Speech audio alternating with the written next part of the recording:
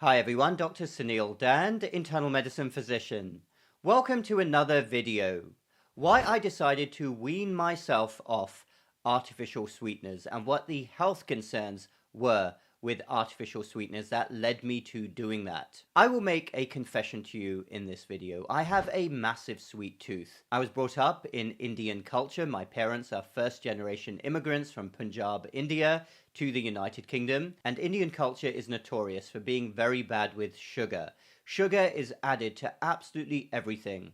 And I've grown up with tea, as you might expect, drinking 2 to 3 cups of tea every single day. And I kid you not, as a teenager and in my early 20s, I used to regularly add 3, sometimes 4 teaspoons of sugar to each cup of tea. I was so used to drinking sweet tea. And back then, I was nowhere near as health conscious as I am now. I had a sweet tooth in many other ways as well, and I've cut back on a lot of these sweet items. But tea was something I was drinking every single day.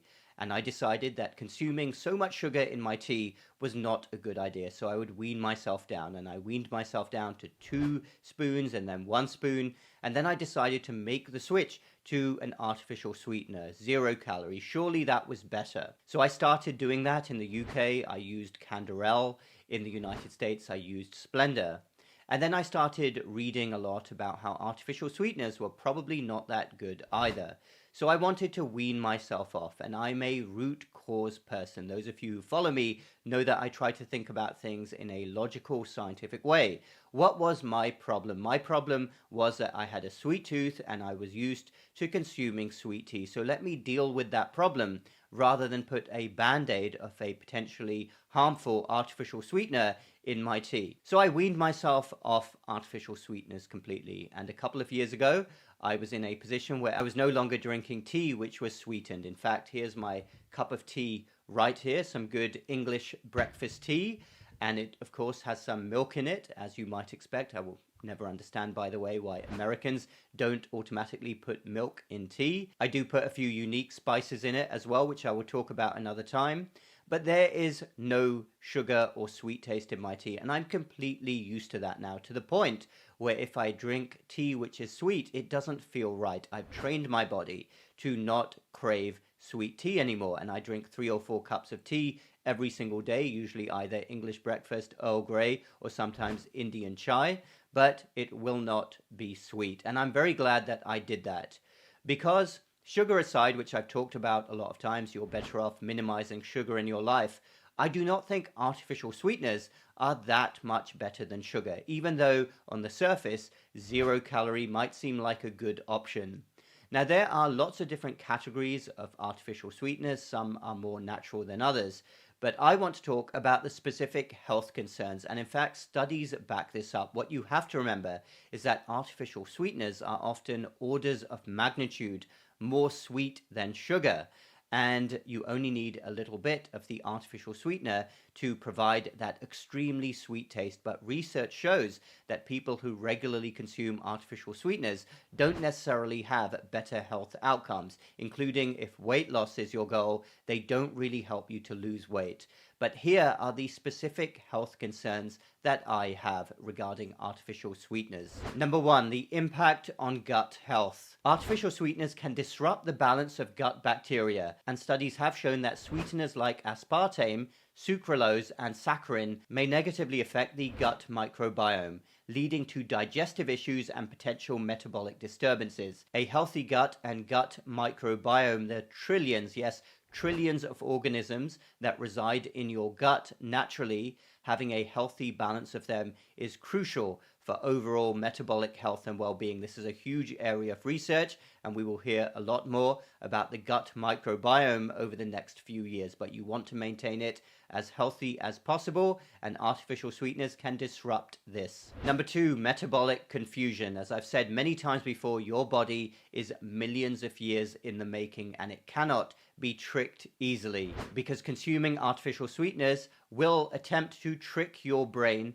but it won't fool your body. When you taste something sweet, your body prepares for a sugar load by stimulating the pancreas and releasing insulin. With no real sugar to process, this can still lead to insulin resistance over time, which goes hand in hand with inflammation. There might not be as much insulin released as if you actually consume sugar, but insulin will still be released because your body thinks that a sugary load is coming and then it doesn't come. But the insulin is still stimulated to a degree, and insulin resistance underlies a whole host of inflammatory disorders and also chronic diseases, including type 2 diabetes and heart disease. Number 3, increased cravings. Cravings are a problem for many people out there, and they are exacerbated by our toxic processed food environment. The same scientists that worked for big tobacco now work for big food. They design food that you're going to get addicted to and you're going to crave. And paradoxically, artificial sweeteners lead to heightened cravings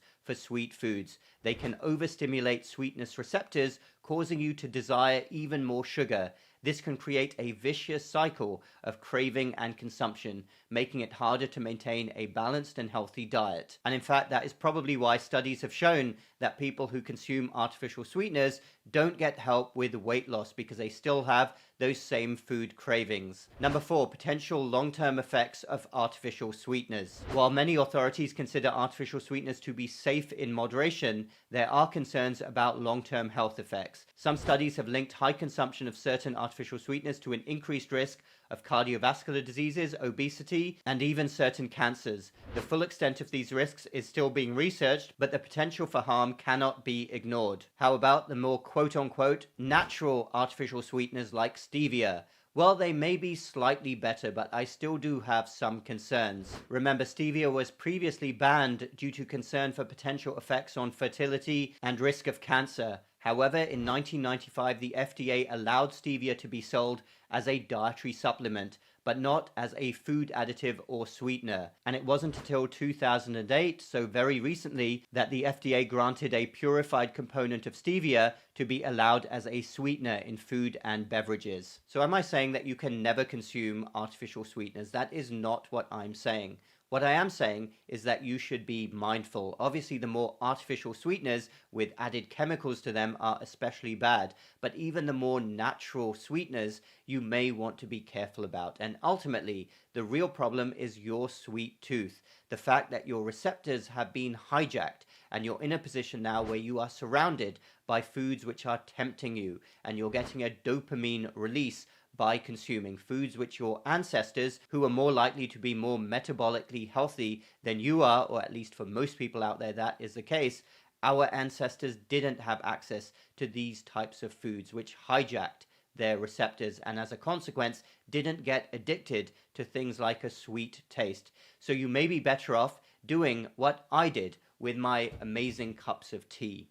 Not demanding that they be sweet, getting over your sweet tooth. That is the root cause issue. And I'm so happy that I weaned myself off artificial sweeteners. And once more, I'm not saying that you can never consume them. Same with sugar. You don't have to be extreme. You can enjoy the odd treat, but be mindful of these things. Mindful of the fact that consuming sugar in vast quantities is not a good idea, and the same is probably true of artificial sweeteners. Whether they are in a food or in a soda, be careful. There are a lot of bad food and drink items out there that are not good for you, and you would be well advised to consume them in minimal amounts. Thanks everyone for watching. Feel free to comment down below. Let me know your thoughts. Dr. Suneel Dhand. Check out my website and my free downloads. Those links are down below. Hit the like button if you like this video and the bell button for more similar videos in the future. We will speak again very soon.